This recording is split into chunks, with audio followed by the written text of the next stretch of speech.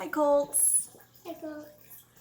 Today we're going to be making Kheer, which is an Indian rice pudding that starts with the letter K. Can you do it? Yeah, it's pretty close. Alright, so we're going to be doing something a little bit different this time around. I'm going to be making a bunch of short videos rather than one really long video to hopefully save time in editing. So our first step in our first video is going to be to measure rice and rinse it out. So Robert, what is our measuring cup we have there? Can you guys see the number? Oh, sorry. The kid, there it is. 1/4 cup, 1/4 cup of rice. So let's get our strainer. Look what we can do. Oh yeah, our measuring cup pops. Yeah. All right, I have a strainer and we're going to measure 1/4 cup of rice. You can use pretty much any kind of rice is okay. I'm going to just use medium grain rice. Well, Mom. Oh, do you guys want to see our turtle? TJ! TJ Riley!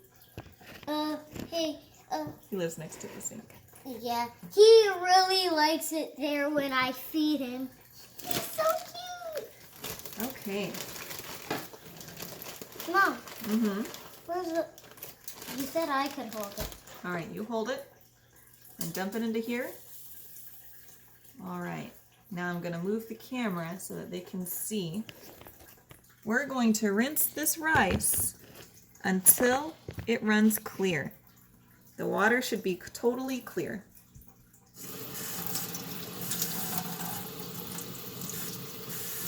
It doesn't take that long with this rice. This rice is fairly clean. It already looks pretty clear, doesn't it? What do you think, Robert? Does the water look clear underneath? It looks really clear. Oh yeah? It's not a whole lot of rice, so it's not that hard. Robert, what are you doing? Putting the sand out. Okay. So, I think it's pretty clear. Now I need a bowl to put this in. Robert, can you get me a little bowl? A little bowl? Yeah, a little bowl, not a big bowl. Okay. We're going to be putting this in a bowl with water. And we're going to let it sit for 20 minutes.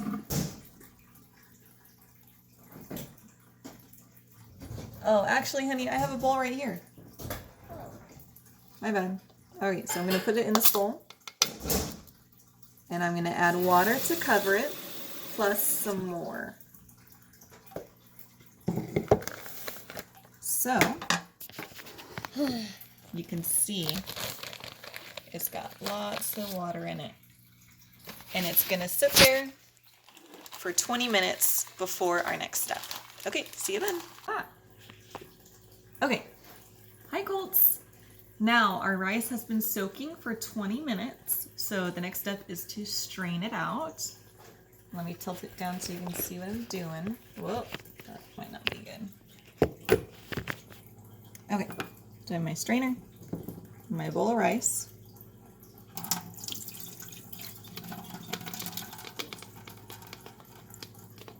All right, it's caught any rice that fell out. So now my rice is strained.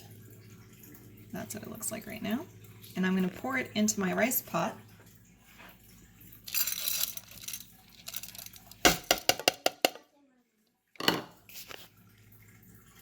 There we go. So our rice is in the pot where it needs to be. I'm going to put it over here on the stove top. That's okay. Lunch. Hi Colts. Hey. Hey. So now we're going to make clarified butter. I know you say, what's clarified butter?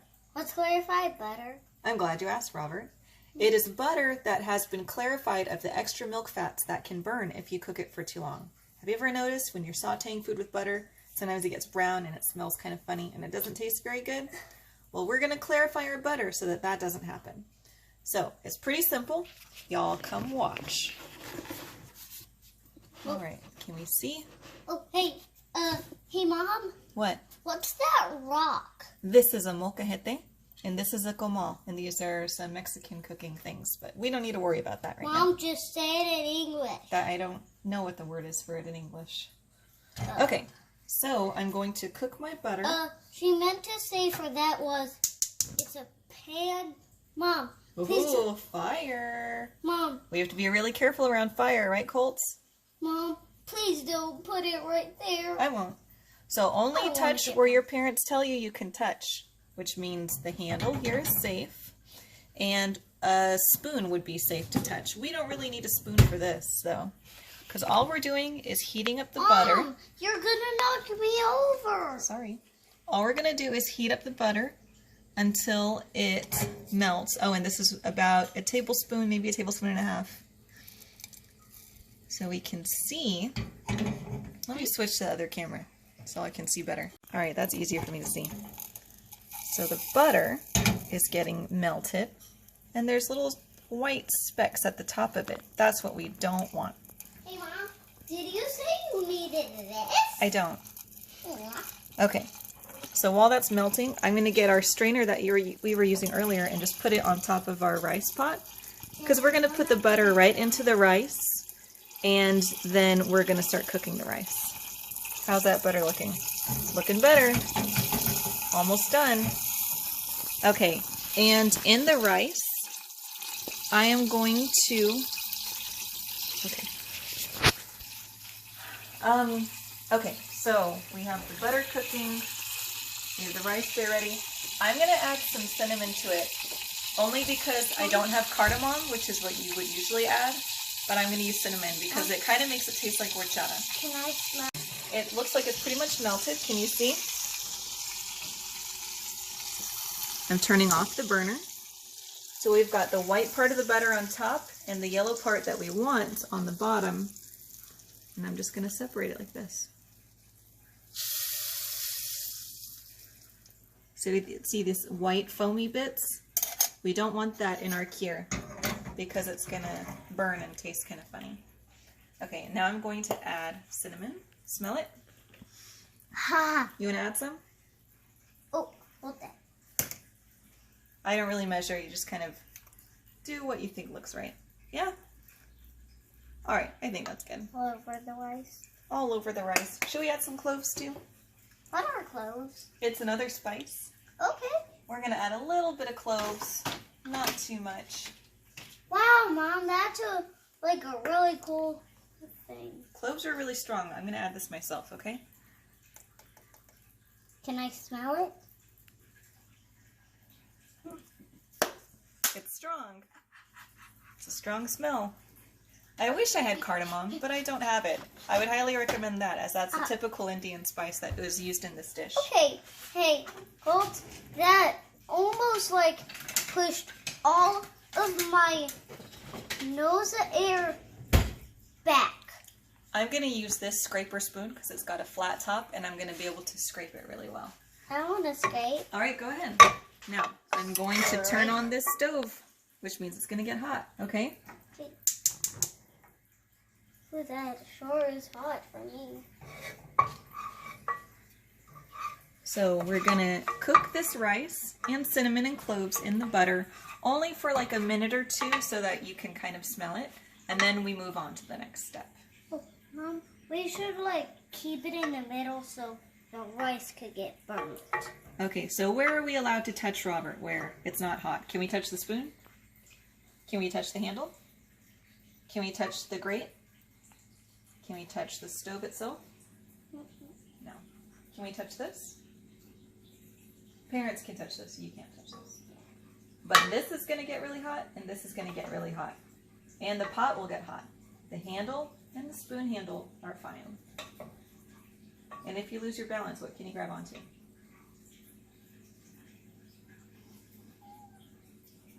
Will any of you take a picture? Robert. Oh, I hear something sizzling. That butter's starting to cook. But don't worry, we removed the milk fats, so it won't burn too easily. It still can burn, but it's not going to burn that easily.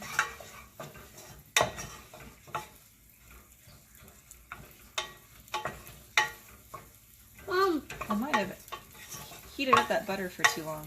I don't know if I got out all of the milk fats.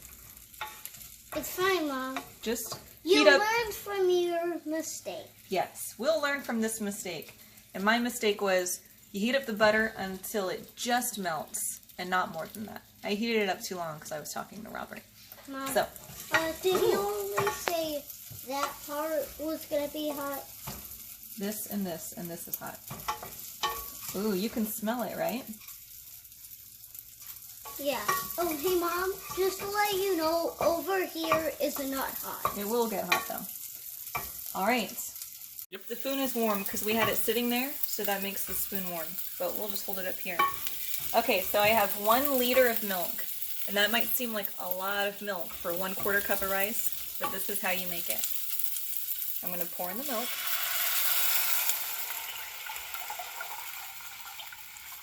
It looks like a lot. Now, the milk is going to reduce. That means as you cook the milk, some of the liquid is going to evaporate. So it starts off really high, but as we cook it, the milk is going to go low. So I am going to turn up the heat a little bit so that the milk boils. On my stovetop, it seems to take about 7.5 minutes for it to boil. Other people, if you cook it a little bit lower temperature, it might take 10 minutes. But make sure you stir it pretty often while you're boiling it because you don't want the milk to stick to the bottom and burn. So you don't really need to stir it constantly, but quite often. So if you're doing this activity with your colt, you could have a book ready to read in the kitchen, so you can be reading some pages and then stop and come over here and you can stir. And this is something your colt can do as long as they grab the right part of the spoon so that it's not too hot. Robert, do you want to get a book? Let's read a book. Okay, I'll see you in 7 minutes. All right, colts, our milk boiled. And you can tell, if you look at our stovetop, that it boiled over. That means the milk got so hot that it frothed up and it expanded and it just spilled over the top. That's really easy to fix. Yeah. All you do is lower the temperature and stir, and then it will calm back down. And we'll clean up that mess later. No big deal. I'm not going to clean that up. I don't want to stick my hand in there. We'll clean it when it's cool. Silly Billy. All right, so now that the milk has boiled, what we're going to do, like I just said, is lower the temperature, and then we're going to let it simmer, which means cook at a very low temperature. We're going to let it simmer for 25 to 30 minutes.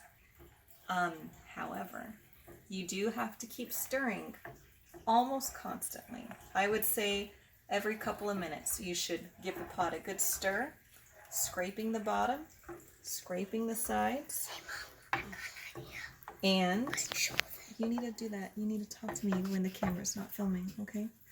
So we're scraping the bottom, scraping the sides every couple of minutes, which means you can do an activity in the kitchen if you want to keep doing it with your colt. Go and read a book, or maybe do some jumping jacks or exercises, and then come back and stir. Or this could be a step that's just for mommy or daddy, and you don't have to include your colt in it if you don't want to. Because it is a long time. 30 minutes, stirring constantly. Yeah. Well, no one said it would be easy.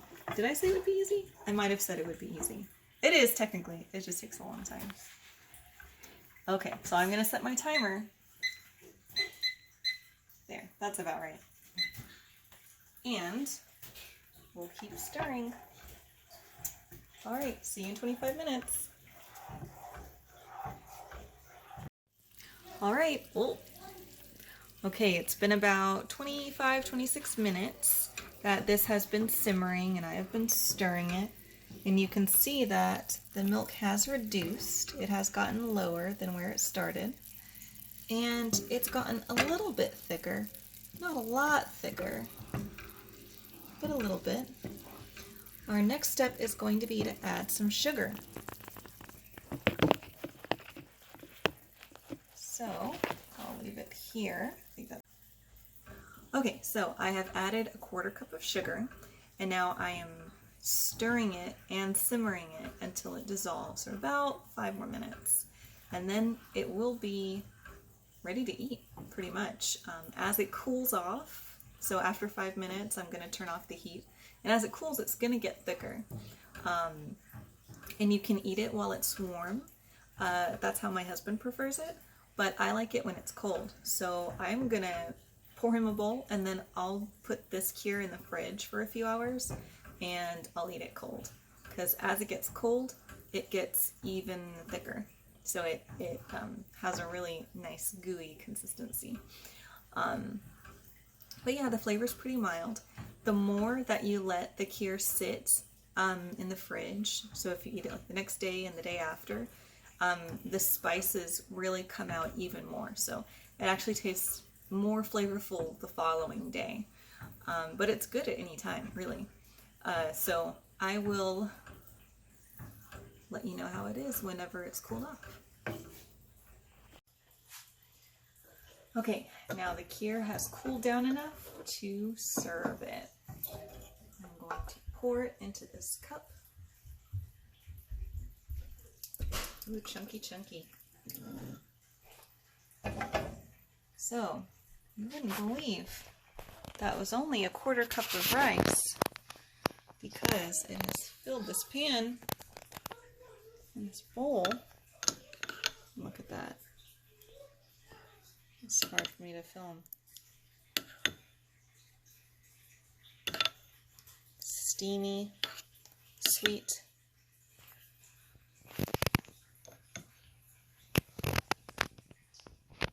Oh, there we go.